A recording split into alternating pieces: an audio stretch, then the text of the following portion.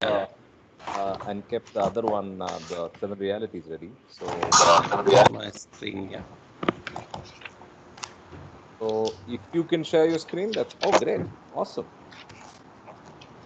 Thank you, Sunil. Go right ahead. Yep. Okay, how to love God. To love God in the most practical way is to love our fellow beings. If we feel for others in the same way as we feel for our own dear ones, we love God. If instead of seeing faults in others, we look within ourselves, we are loving God. If instead of robbing others to help ourselves, we rob ourselves to help others, we are loving God.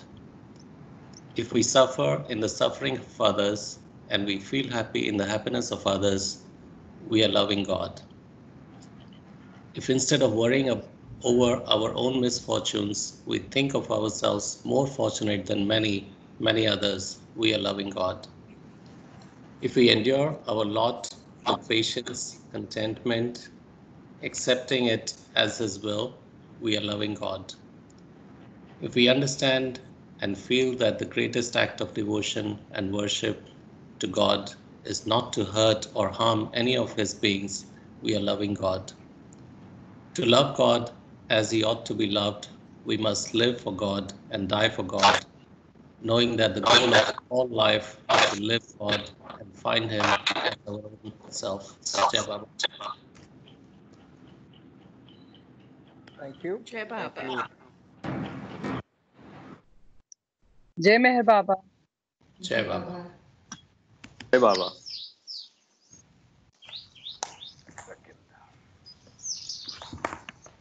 Karthik, I'm not able to see the screen. So I've done nothing new, so I don't know what is happening. I'll have to check. Okay, I'm and get back. fine. With Yeah. So just like others Kama. are able to see the screen. We can see each other, videos, but Just try Once you put the screen, it is just like how to love God, we were able to see. yeah, that was Sunil sharing. And Neha was not able to see that for whatever. Okay. Now we are able to see this seven Yeah. realities. Yeah. came up. Yes. Okay, great. So I'm sorry, we'll have to figure out what is the problem on your end, So Neha. I log in again. Try Should I that, log yeah. in? Try that. Okay. So I think Kama gave me some homework, and I did the homework, and it's a rabbit hole we got ourselves into. It's a good rabbit hole, and and I think I'll show what we came up with, but there's more to it. He's written up very beautiful notes on this whole action and inaction that we read yesterday. So, Kama, take it away, all yours. I'll bring up the slides when it's appropriate, but you can explain how we went about it. Kama, you're on mute, I think. Jai Baba, sorry. Yeah. So Karthik has done a tremendous job of explaining this chapter, action in action, in graphical form. And as I said earlier yesterday, that this chapter basically summarizes the whole discourses. Because as a human being, Jivatma, we are dealing with sanskaras, bodies, and spheres of worlds, which comes under three categories: gross, subtle, mental. So gross sanskaras, subtle sanskaras, mental sanskaras, gross bodies, subtle bodies, mental bodies, and gross worlds, subtle worlds, and mental worlds. So these are the 9 variables we are kind of, working with. Now this chapter basically here, as he shows here, that as a human being, we started off when we went from the animal to the human stage as cavemen. So we were basically doing unintelligent inaction, just hunting, lazing around, debauchery, whatever you call it, and lethargy, which also happens in this lifetime. Like for example, today I got this insight: coronavirus, where we are all sitting at home, you have a choice between doing intelligent action or unintelligent action. So it can be action or inaction in either category. So starting off with unintelligent inaction, which is lazy, lethargy, stuff like that, you go to the next level, ascending order, is unintelligent action, which is what most people in the world do, including us, because we are either reacting or responding to our sanskaras. Now here, action, in my book, I always categorize it: action of thoughts, action of words, action of deeds. This is from the prayer of repentance. In fact, Baba in one sentence say that the only thing you need to do as a human being in the waking state is good thoughts, good words, good deeds. So these are the three kinds of action that every human being on earth, when they get up, do. Now the question is it intelligent or unintelligent? Now, thanks to Baba, we understand the concept of sanskaras, how it affects us. So now that we are into Baba, so we are working on intelligent inaction or intelligent action. So which comes under the spiritual category, the purple and the red. Now, in this chapter that we read, intelligent action is called the intermediate category between unintelligent action and intelligent action. So every soul has to reach nirvana. That is clear. It's just about whether you're going to do it in 8, 84, 84,000 or 84 lakh, cycles. So when we exhaust all our sanskaras, doing unintelligent action, one day we come towards, like what they call as Shamshan Bhumi Vairagya, then Tivra Vairagya and Purna Vairagya. This is what Buddha said: suffering is the universal truth. So we start going into intelligent action or inaction. So the difference between unintelligent action and intelligent action is, in unintelligent action, we are reacting to sanskaras, thereby creating fresh new sanskaras. Whether it's good karma or bad karma, we are still we are creating new sanskaras. Now, intelligent action is not reacting to sanskaras. Thereby, you are responding in an intelligent way. And because you don't react to a particular sanskara of lust, greed, and anger, that sanskara dissolves. So this is an intellectual exercise. That's why I said that if every human being today does a vipassana practice once in their lifetime, this whole discourses will become very clear, let me tell you. And ultimately, the last part, the gift of grace, spontaneous action from the state of God realization. So that basically doesn't even come under the category of spiritual or material. Once you're God realized, as yesterday Vidya was talking about, that is pure inaction. There is nothing like intelligent or unintelligent. So yesterday we were kind of, I wasn't able to articulate well, but later when I went into God Speaks, which is what, I was discussing with Karthik, that here action, inaction and discourses is about the practical aspect. But once you go into the God realized stage, in the supplement that we read in God Speaks, there is a supplement called Action and Inaction, which you will be able to read. We have put a wiki document on that.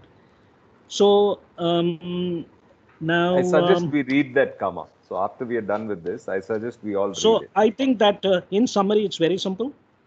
We are basically, in this lifetime, we are basically swinging between intelligent action or inaction and unintelligent action or inaction. And with Baba's grace, hopefully we'll keep doing intelligent action, reducing sanskaras. And as God Speaks says, gross sanskaras will become finer. The coarser gross sanskaras will become finer subtle sanskaras. The finer sanskaras will be mental sanskaras. And then, you have godization with the grace of the perfect master. In fact, there's another thing I also want to say is that in God Speaks, it says that sometimes with the grace of both gross sanskaras right to God realization or nirvana. So that is, that's divine grace. So one doesn't have to go through the whole cycle, as such. So only thing we have to keep doing is focusing on Baba and keep, what I say is it's all about self-awareness. So to me, BA is self-awareness, is Baba awareness, is self-awareness. So Baba is in our breath, and that's a great way to remember him. And self-awareness is our goal on a daily basis. Everything we do, giving 100%, because there is no duality in it. It is basically sums up the practical aspect of the Parvardigar prayer. How action or inaction can be intelligent and based on self-awareness. Jai Baba. Okay, one more slide, Karthik, right? you want to? Shall we? Yeah. Just 1 second. Any questions on that? Not really, but I have in front of me something that I would have liked to share, but I don't have it on the screen, so I'll have to read a Okay. lot. There's a discourse from Baba on So- how to dissolve the mind and sanskaras. You should share that. Can I please. read it briefly? Yes. It's just one page, Sure. and it's from the Glow magazine, Spring 2017, and it's a discourse by Meher Baba in 1931 at Meherabad. Go ahead.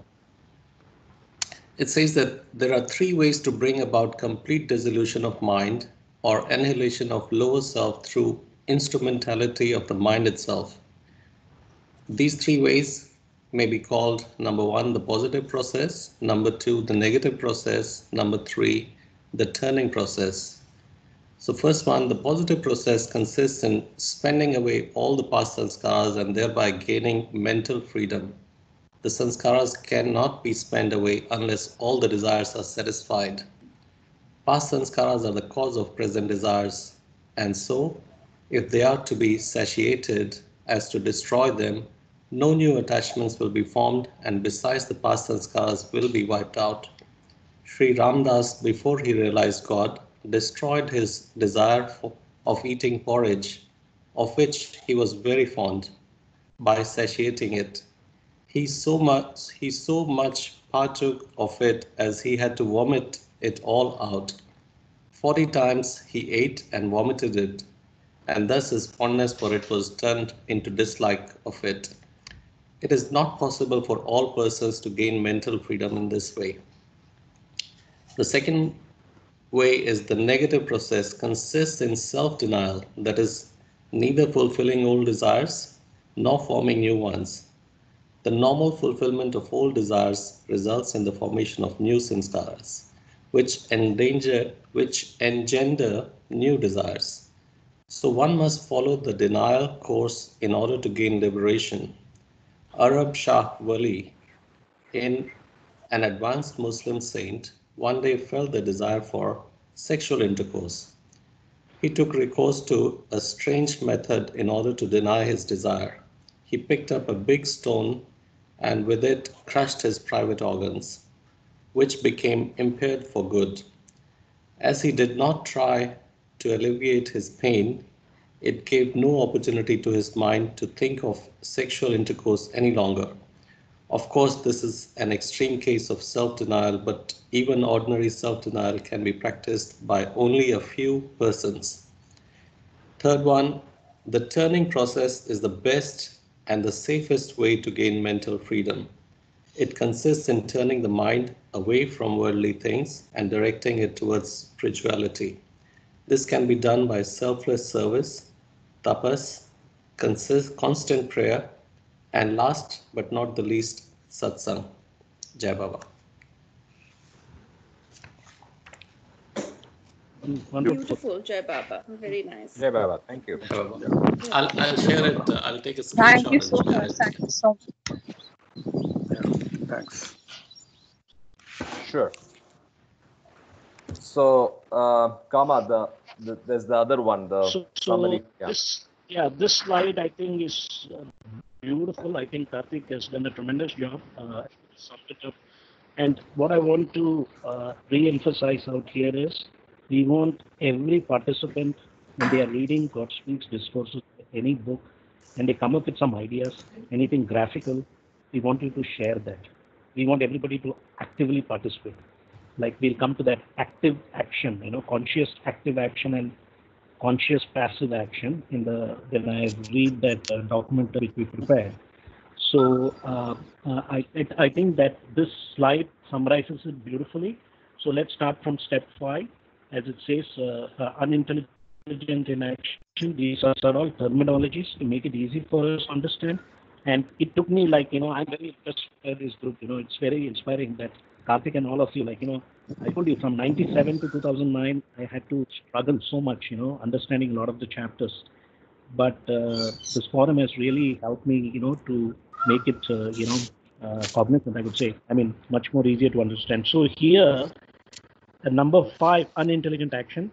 then going into unintelligent action, which is what most people do today, good karma or bad karma.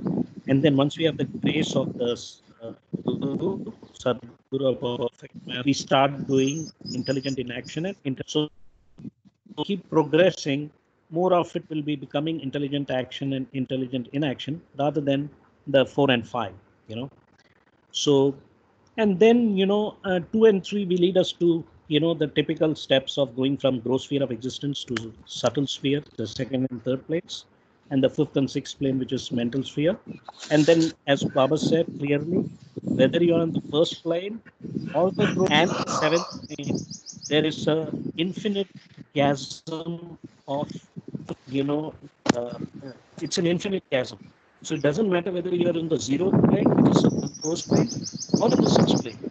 But unless the grace of the perfect master comes in the sixth plane to take you to the, it doesn't matter anyway.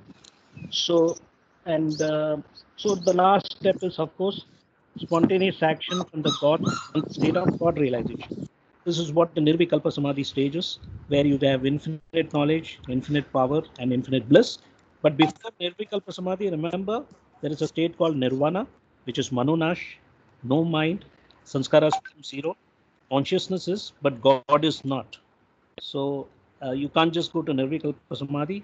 Every individual being will go through Nirvana, and then based on the grace and how the divine plan is, one can go to Nirvikalpa Samadhi and drop your body after 3 days. Otherwise, the person in Nirvikalpa Samadhi will either be in Madhub state, some will in Paramahamsa, Jivan Mukta, or a few will become the 56 God realized souls who don't drop their bodies after 2 or 3 days, will be in either of those 4 categories. So let's go now to that write-up, Jai Baba. Any questions? Can I add something to this? Amma. Yeah. Go ahead, Samita. Yeah. I just read this today. I've read it before, but what I understood of it today is what I'm going to say. Might be completely off, but still, that's my perception of the whole thing. So when he talks about religious forms and ceremonies, as well as rituals and ritualistic practices which different people are doing, he first says that it is more binding. He talks about it being binding from the puja aspect, where we start with rituals, doing havans and different things like that. But that binding is also very important because it kind of helps you to love God. The initial point, starting point of loving God maybe comes from that. It's like when you need something to do to be able to start loving him. So that itself is binding, but is a good stepping stone. As you go a little ahead, you start doing prayer for yourself because you feel doing this practice, reading this book is going to help me giving to get peace of mind, to get a child, to be able to get a material thing. And because that is how we have been taught as kids, कि ये पढ़ लो और तुम्हारा ये this thing what you have in your mind is going to get fulfilled. You do this part and this will happen. So then from that we reach that stage. Then that again is very binding because it's only about ourselves. We are only thinking about ourselves and something which is very narrow, because we haven't started thinking about others. From there we start doing big huge pujas, like the yagnas are happening today to get rid of COVID. Yagnas are happening today for spiritual, not for spiritual, but to lift the universe out of all the suffering. So from that individual small thing, oh, I want a dog, to I want to release individual suffering, the pujas are still even more binding, but less binding because you're not doing it for yourself, but doing it for the universe. After which you realize that is also you're taking on a lot of sanskaric binding, because you are taking on a lot of other people's karma as well. That is when you start thinking of Meher Baba, and you feel that whatever when you take his name with a lot of love, that is the most beautiful thing, because you're not asking for anything. The only reason you're taking Baba's name out of love is out of love for him, out of love for the universe. And that is not as binding, but that becomes a habit. And the time the see, Baba is everything and Baba is nothing.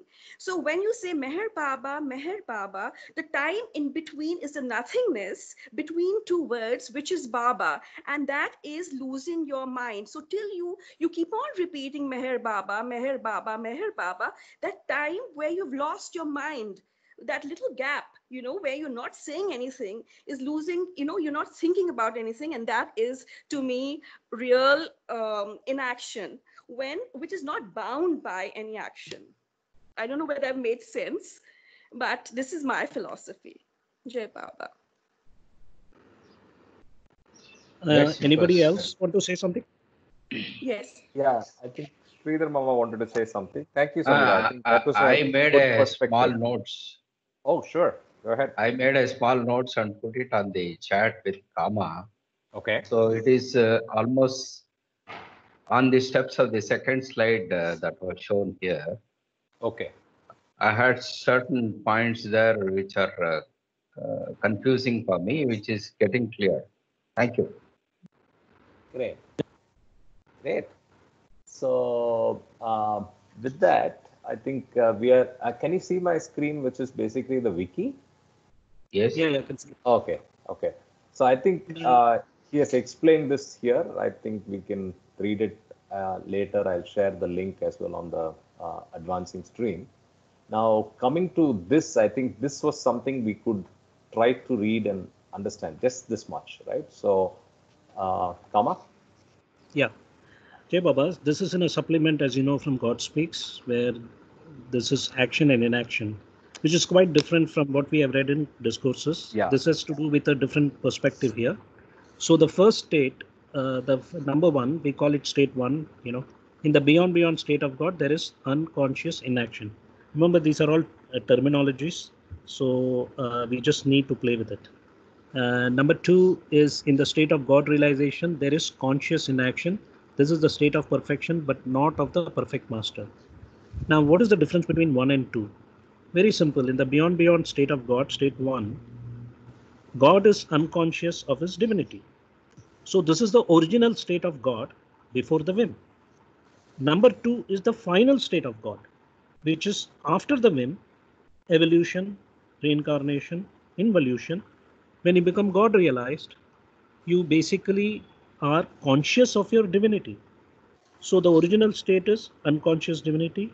The final state, number 2, is conscious divinity, which is called conscious inaction, which is what yesterday Vidya was pointing out, inaction, pure inaction. Here there is no word called intelligent or unintelligent, no duality. There's only inaction, like a pure observer witness, but you're conscious, you're watching. This is like the analogy of the white screen in a movie theater. It's just there, always there, watching, whether the movie is on or not. Number 3 is basically the state where the intermediate state between the original state and final state, between 1 and 2, there is conscious action. Actions promote sanskaras, impressions. Sanskaras in turn breed more actions and create bindings in the state. In this state, there is bondage. So again, remember, action here is action of thoughts, words, and deeds. Thoughts create weak impressions, words create strong impressions, deeds create powerful impressions. And Baba has clearly said that you can't control thoughts. As long as the thoughts are not transformed into deeds, you're in a safe zone. You just have to keep remembering Baba, as Samira was saying. But there is one thing we have to be very careful. There is a term called semantic satiation. There's a homework. You guys have to check it out. Which means after 12 minutes of repeating something, it will become very mechanical. So this is something one has to be very aware of, semantic satiation. But still, when you keep repeating Baba's name and you're doing intelligent inaction, fair enough, unless you're having bad thoughts, Now, number 4, in the state of the Majzub of the 7th plane, there is unconscious action. So when we talk about a Majzub, this is the state when you reach Nirvikalpa Samadhi after Nirvana. After 3 or 4 days, if the Atma, Jivatma, doesn't drop this body, or what you call as now Shivatma, Because once you're God realized, you're Shivatma. And Shivatma, basically, the Madzubs, there are 56 God realized souls. Out of that, 5 are, in the perfect master stage, and the rest are in various kinds of Madzub, which we discussed, Jivan Mukta, Paramamsa, and all that. So the Madzub is, here it says unconscious action. So there is a little bit of confusion out here, but tomorrow when you read through this, I don't want to spend time discussing this part, but here it says Madzubs do unconscious action. And then the 5th state, in the state of the perfect master, there is conscious active inaction. Now try to compare number 2 and number 5. In number 2, it says, the second sentence, this is the state of perfection, but not of the perfect master, conscious inaction, which means perfect master does conscious active inaction. Okay. So if you exclude the perfect masters, to 56 minus 5, right? So 51. So all those 51 are doing conscious inaction, whether it's your Madzu, Paramahamsa, or Jivan Mukta. So this is a little bit of semantics out here. Now, explanation of inaction discussed by Vidya. So I think the next explanation is just, kind of a description of these 5 states that we talked about. So I think you should just read it, and then tomorrow we can discuss, or whenever during the weekend. And anything else you want me to add, Karthik? No, I think this is good. So And I you see what I think mean. there is one more thing. There is Go one ahead. more thing in the last part. There is another thing which I want to read, I think, which is very important. Can you go back to the last one, which is to do with different unique paths for each individual soul? I think right at Please the bottom. increase the font size. Yeah. This one, is it? Or the slide? Oh, okay. Here. Siri. This one? This one, practical mysticism, yes. So, I'll just read it quickly. I think yesterday there was this. Yeah, I'm sorry about the sound here, about the lorry. So, this is again from God Speaks. It's very plain and clear. Approach to truth is individual. So, I think yesterday there was a little bit of discussion on various spiritual paths. And there is no general rule or method applicable to all who aspire to realize God. Every man must work out his own salvation and must choose his own method, although his choice is mostly determined by the total effect of the mind impressions or sanskaras acquired in previous lives. He should be guided by the creed of his conscience and follow the method that best suits his spiritual tendency, his physical aptitude, and his or her external circumstances. Truth is one, but the approach to it is essentially individual. The Sufis say there are as many ways to God as there are individual souls or men. Nature's beauty has thousands of facets for which there are thousands of ways and means of acceptance or understanding. In the path of Gnosis, who can determine which particular mode or mood is earmarked for a given individual? So I believe that this particular section clearly tells us that everyone has an individual path. I call it the ball game. If you're playing football, basketball, you got to follow the rules. But each player is going to play their unique game, whether you're playing chess, bridge, poker, forex trading, whatever.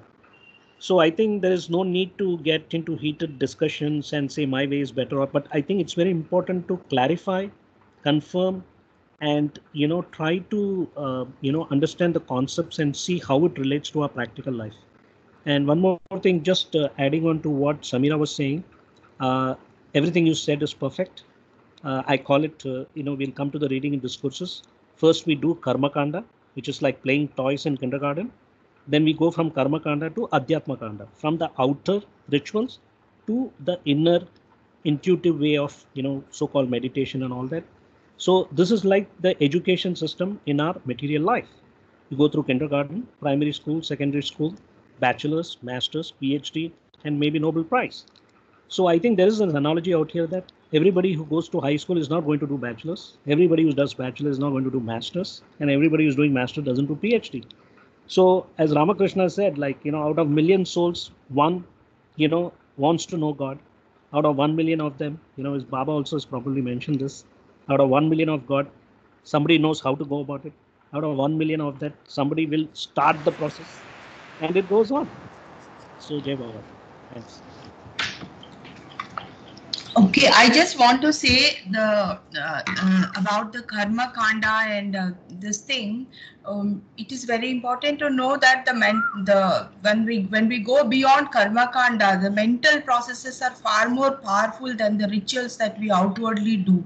They have lot of this 1,000-fold impact when we do something mentally, and very less when we do ritually or when we do outwardly through gross thing. Am I Yes. audible? Yes, you are. You are. Thank you. I confirm that there are it's lot more powerful, and every one of us should move to the mental space. Absolutely. Good point. Thank you. So with that, we move on in our journey in discourses. We move to page, it's 110 on the 89 on the physical book. The chapter is selfless service. So like Samira put it, you start with service for yourself, and then you go to a selfless service. So let's start with that chapter. The screen is visible. I just need to get rid of this. Font size, sir. Yeah.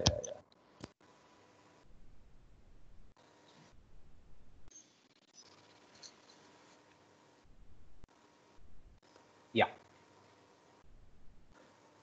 The subtitle is Karma Yogi avoids chaotic activity as well as inaction. The Karma Yogi avoids chaotic activity of selfish desires as well as the apparent inaction of total non-wanting. He leads a life of selfless service in which there is not the slightest alloy of any personal motive, and which furthers the release of divinity in all phases of life. It is very important that service, even when it is utterly selfless, be guided by spiritual understanding. For selfless service, when unintelligently handled, often creates chaos and complications. Many good persons are ceaselessly active in public causes through social institutions. But what does that activity lead to? For every problem it solves, it often creates 10 other problems owing to the unforeseen and uncontrollable side results of such activity. Worldly people try to counteract evil through opposition, but in doing so, they often unconsciously become authors of other evils. Unintelligent service creates chaos. Karthik?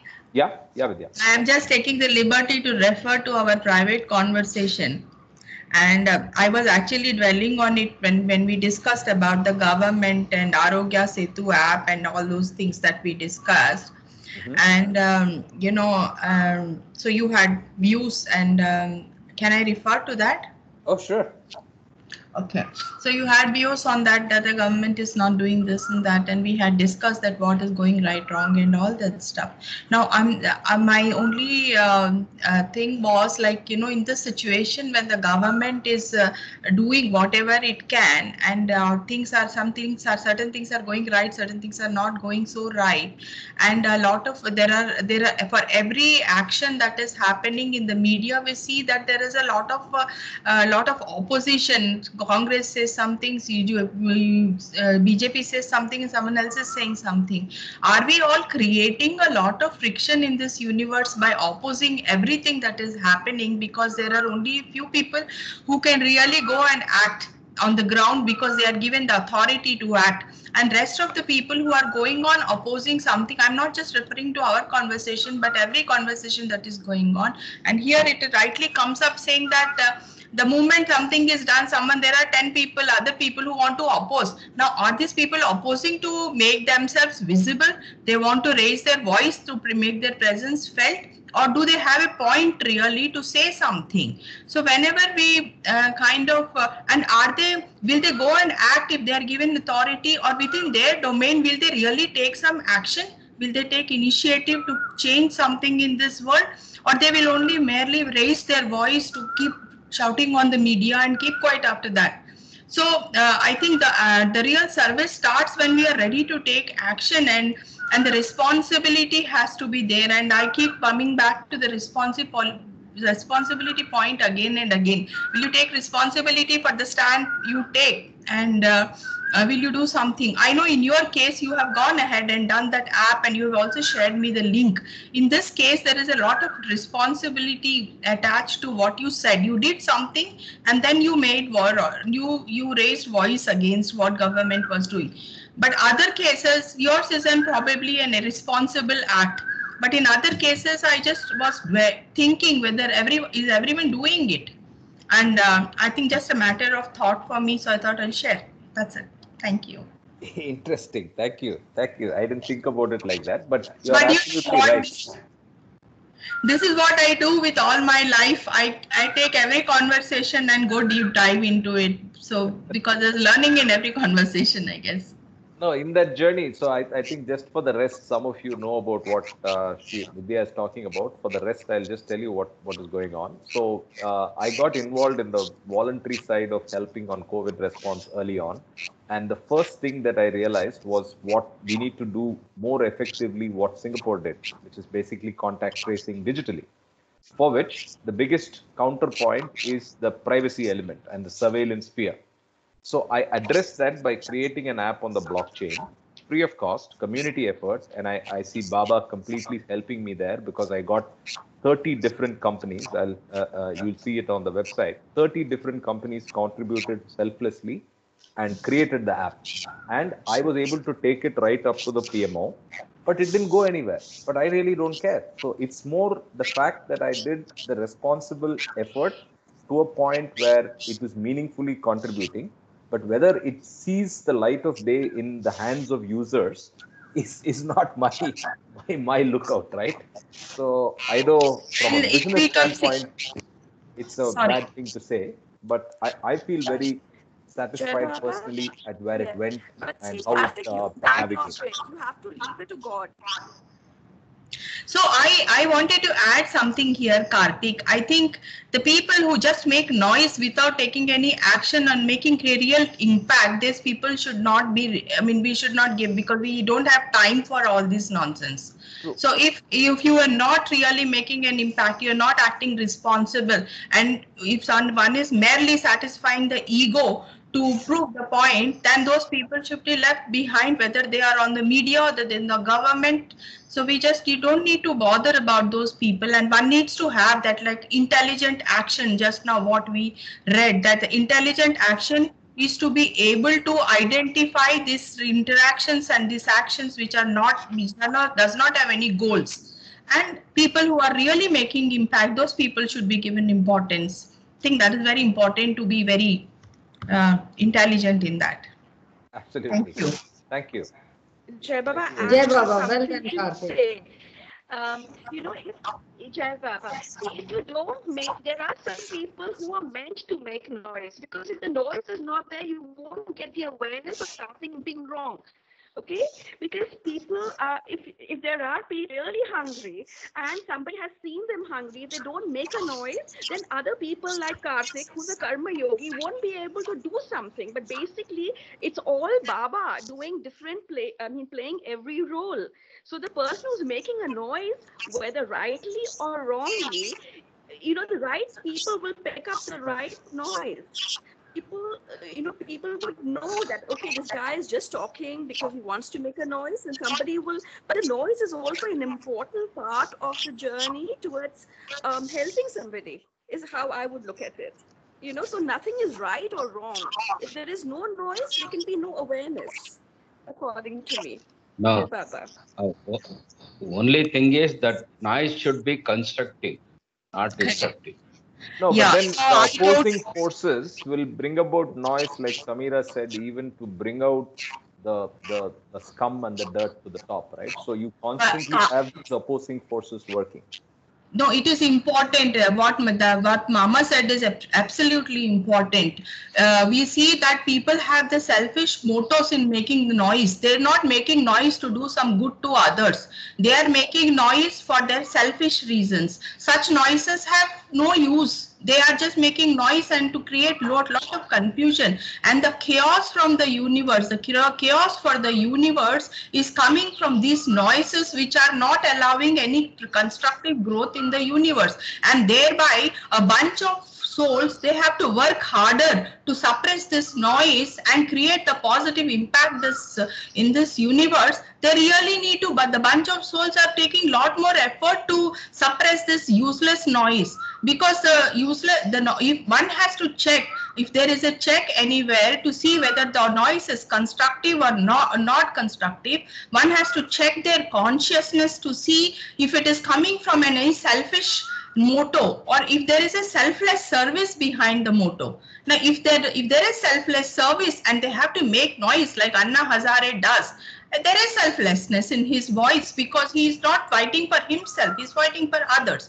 But everyone else, any political leader or any bureaucrat or anyone for that matter, in your own case, they have given this app to someone who must be their near and dear one, but there might be hundreds and thousands of other people who have more knowledge and they can create better apps, but they didn't do it. Did give it to someone else. So the person who is doing this kind of unintelligent action is not adding any value to this universe.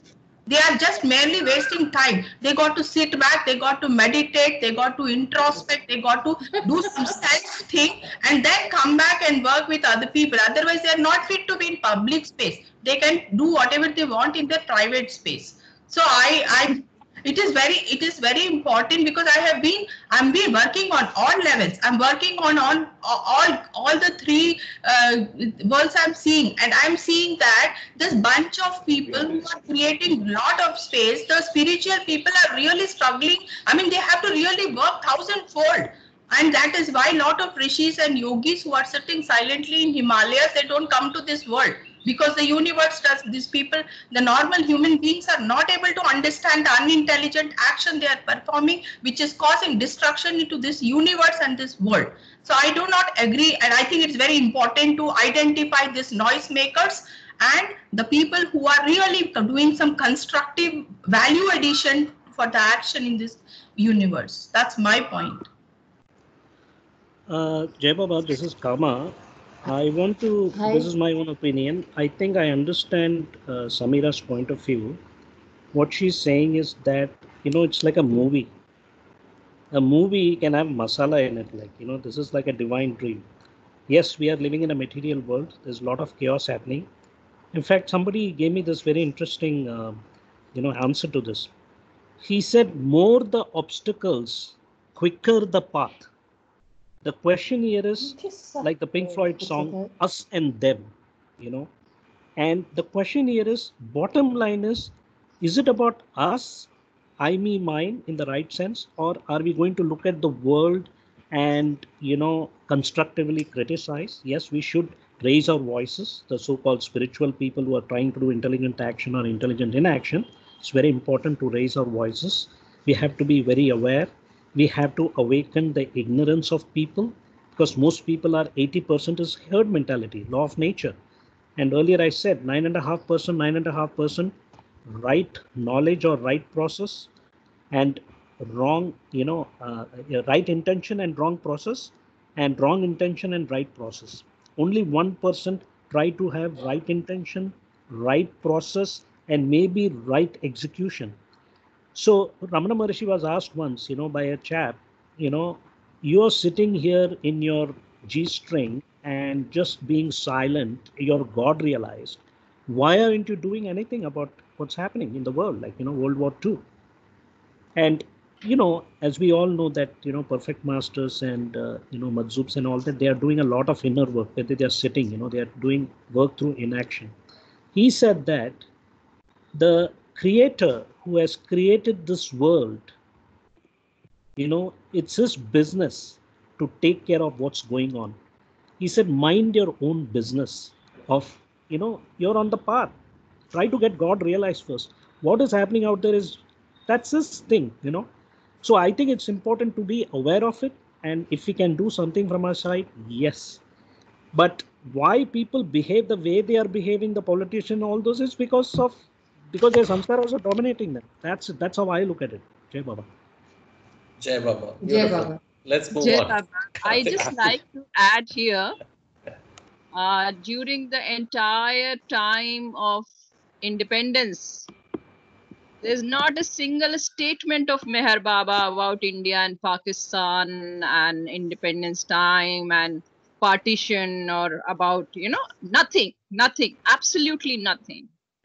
So it gives, there is a lot to think about on that line. That so much was happening in the country. There were many Baba lovers who were freedom fighters, and they have their experiences that how Baba helped them. But Baba, there is no statement about Baba. There is not a single statement about Baba. Even on the 15th of August, there is no statement of Baba. There is no statement of Baba on 14th of August. Nothing like that. So we really need to understand it is entirely two different worlds. Fair enough. I have also been intrigued by that, Neha. I have also thought about that, saying why Baba didn't say anything, but that's something for us to reflect and think deeply. Yes. Let's move on and continue with selfless service.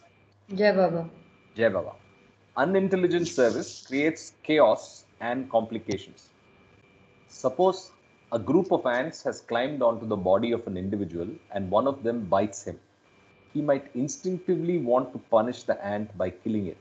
But if he were to strike it with his hands, he might, in doing so, kill many other ants that were in no way involved in the biting. In trying to secure justice against one ant, he is thus inevitably drawn into an activity that means injustice to many other ants. The person who is drawn into the vortex of public life through a generous impulse without having mastered the art of pure service finds himself in a similar situation. He may be selfless, but his actions create chaos instead of harmony because he has not learned how to render real and effective service without creating complications. If action is to be a pure blessing for the universe, it must be born of consummate understanding of life. Those who come into contact with me should develop true understanding of life and cultivate that type of service which creates no complications.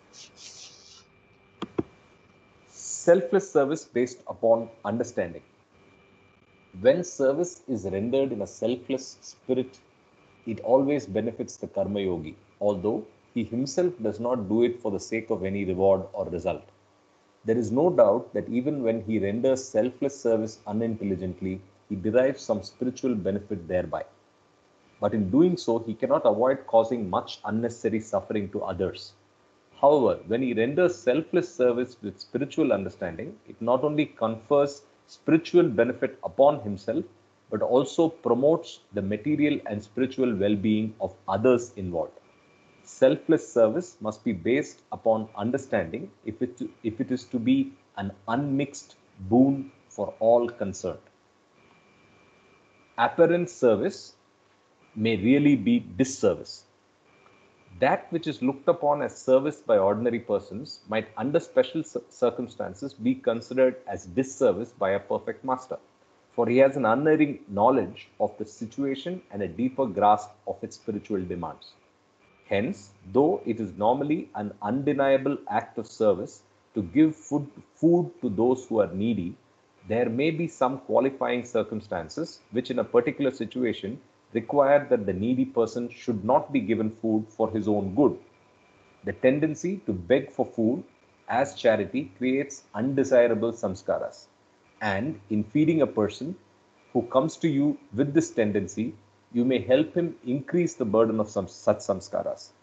So, though you may appear to do him good by offering food, you may in reality be successful only in binding him further. Though it may not have been your motive to crush him under your obligations, you may in actuality be doing nothing else when you are charitable, not through understanding, but through habit. Just discuss this. Just discuss this. Yeah, this is because a very tough it one. is happening all over the country. Yeah, True. This is a very It is tough one, happening right? all over the It's a country, and beautiful yeah. we are just photographs online everywhere, and sometimes you just feel like going out and do this thing, but he's not बाबा आपकी सारी scheme fail कर देते हैं, बाबा करने नहीं देते आपको उस तरह से. So बिल्कुल. Correct. I am also struggling with how to deal with just the Can simple I aspect of can I charity. relate it has one to be small spontaneous. It story? has to be spontaneous, for sure.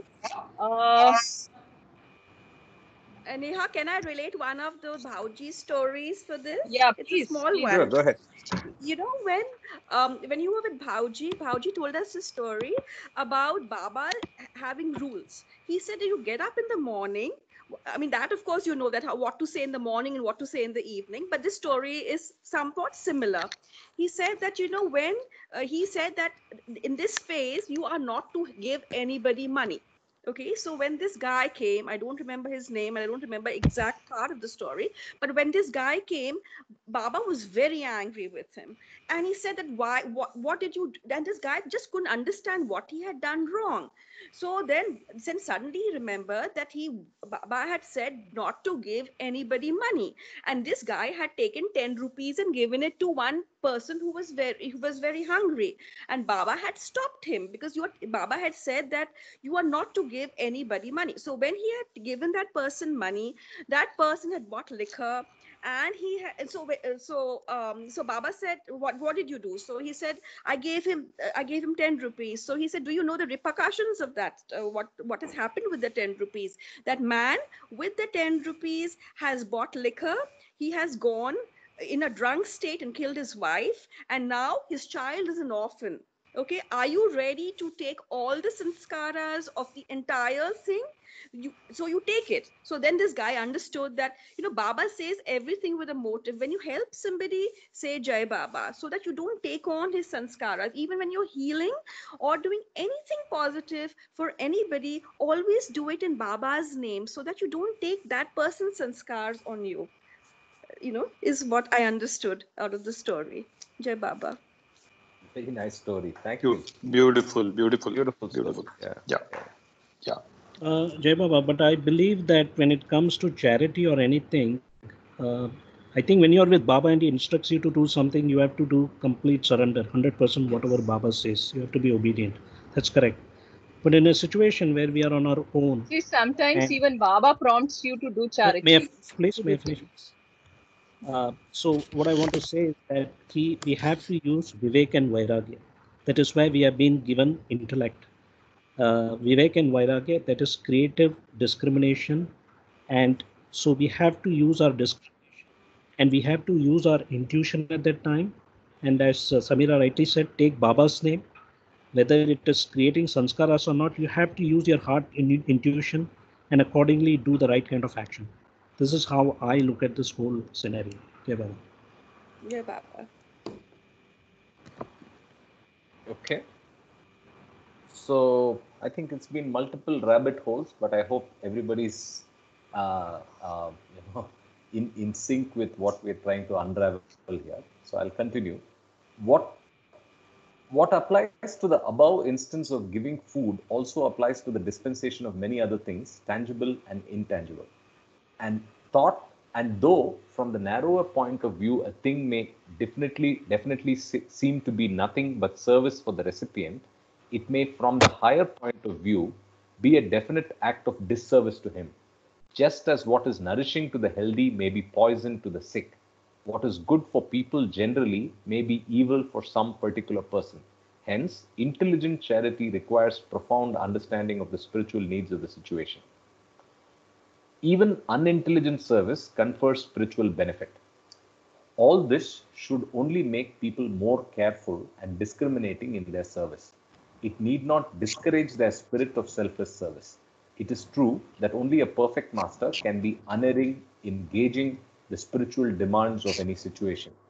But it would be a pity if those who cannot be so sure about their judgment withheld their spontaneous urge for selfless service, lest they might unwittingly render a disservice. Even when a person renders selfless service unintelligently, he always derives spiritual benefit through it. I think we should have just continued reading. We would have got it is answered here. Answer. Right? So how are we doing on time? Yeah, we still have. So service rendered with utter detachment.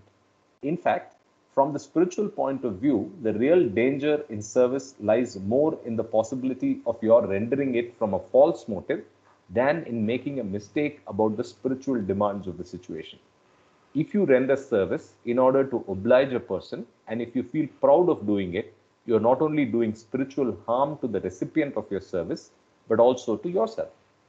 If, while serving, you take delight in it and develop pride in doing a good thing, you're getting attached to your act and thereby binding yourself. Just as one may get bound by an iron or a golden chain, so also a person can get spiritually bound by his attachment to evil or good deeds. Hence, the way to remain free from karma is to remain completely detached in service. The consciousness that I am obliging someone is the first to occur during the process of serving, but it can be annulled by the contrary thought, I am obliged by being given this opportunity of serving. This latter thought facilitates the attitude of detachment and secures freedom from the bondage of good actions. Service based upon comprehensive understanding is not only selfless and adjusted to the spiritual demands of the recipient, but is rendered with complete detachment. Such service takes the aspirant to the goal most rapidly. The value of service depends upon the kind of good secured through it. Ministering to the bodily needs of others is service. Cultivation of the intellect of others is service. Feeding the hearts of people is service. Satisfying the aesthetic requirements of society is service. So the heading is True Service Begins After Realization. All these forms of service are not of the same value, even if they are all accompanied by a spirit of selflessness. The kind of well-being that is sought through service will depend upon the vision of the person, and one who has the clearest perception of the final good will be in a position to render the most important and valuable type of service. Those who have not found the supreme truth are incapable of this highest type of service. Their service cannot have the same value for creation as the service of a person who has arrived at finality in spiritual understanding. In a sense, true service begins after realization. Karthik, just one example I want to give. I was talking to someone who was doing great service, Baba lover, doing very good work in Bangalore, and he's been helping children and a lot of other work he was doing. And it was at Mehrabad, and then I met this gentleman. So I just asked him one question. Yeah, great. What are you doing on your self-realization, God realization path? Where are you on your God realization path? And he just said, I don't know. I really am very genuine person. No doubt about his genuinity. He said, I don't know. I've been struggling with it for so many lifetimes. I don't know. I'm just right now, I'm very lost about it. So I think when with the whole life is there for us to work on God realization. God has given us life to work on God realization, and one has to focus on God realization first and then on service. Yes. A different kind of selfishness. Agree. Right. Not necessarily. So. No, I mean, she's saying the supremacy of all the things that we can commit our time and resource to. The supremacy should be given to God realization. Correct. The first goal of human life, especially for Baba lovers, is God realization. If we are with Baba, we have to focus on ourselves, attain realization. Then Baba will give us work. He will tell you what you need to do in this world. He will give time. You can do that work. That will be more purposeful work. But service could be a medium.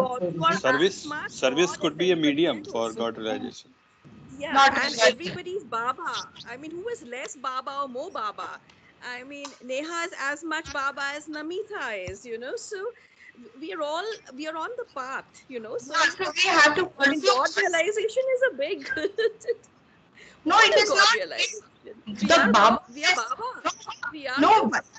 who's Baba? Baba is God realization. You have to realize Baba within you. So, You you have are Baba also. See, And so there is can't be Namita, one so rule is for each and Neha. every one. Every journey is unique. So Neha, Baba knows best.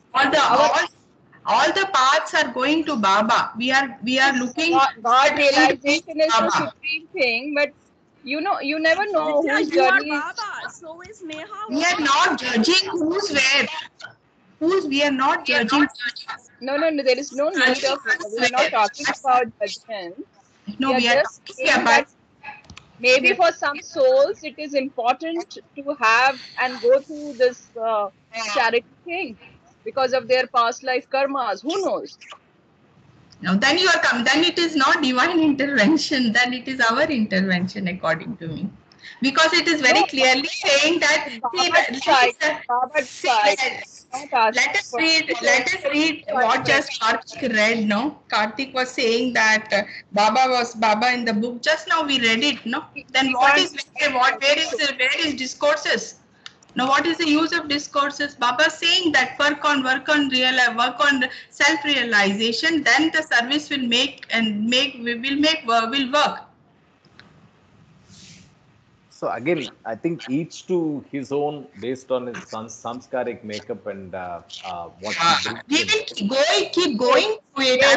I'm sure we'll keep going through it. But the focus has to be, the understanding is required, is what I'm trying to tell. I'm not saying we'll not do. All of us will do all those things. Maybe everyone will do, and I may do. But then the thing is that focus has to be on what Baba said.